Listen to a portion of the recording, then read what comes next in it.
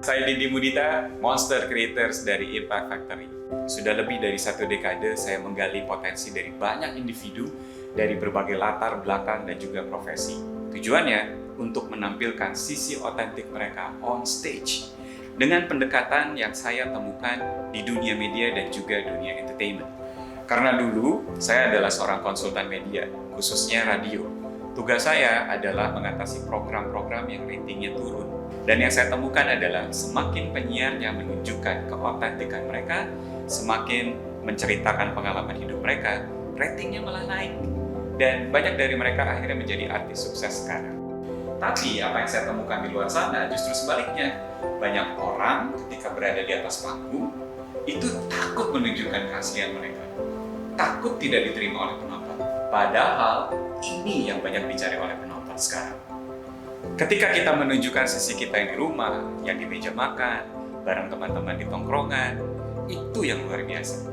Karena cerita hidup kita, perjuangan kita, pengorbanan, dan keunikannya itu justru yang membuat penonton terkesan, terinspirasi, dan tergerak. Karena bagi kita, rasa adalah segalanya yang membuat kita akhirnya dipercaya. Rasa itu yang akhirnya membuat sensasi yang akhirnya membuat persepsi. Dan sensasi inilah yang mengubah emosi. Ketika saya menyeberang ke dunia korporasi, saya menemukan pola yang sama.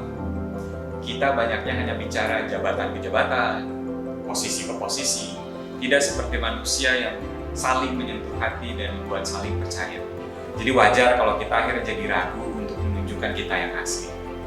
Padahal tempat kerja ini bisa jadi sebuah panggung yang membuat kita akhirnya berdaya dan bersenang-senang.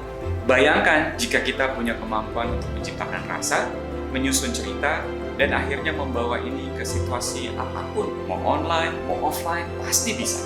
Kita sudah membantu melatih banyak speakers untuk tampil lebih percaya diri dengan merubah presentasi mereka dengan menyusun sebuah cerita yang akhirnya menarik dan membuat penonton akhirnya menjadi antusias terhadap mereka. Inilah rangkuman perjalanan yang akan kami bagi, bagaimana kami menciptakan Showtime selama ini. Jangan-jangan Anda adalah monster yang kami cari berikutnya. Jadi, sit back, relax, dan selamat membaca.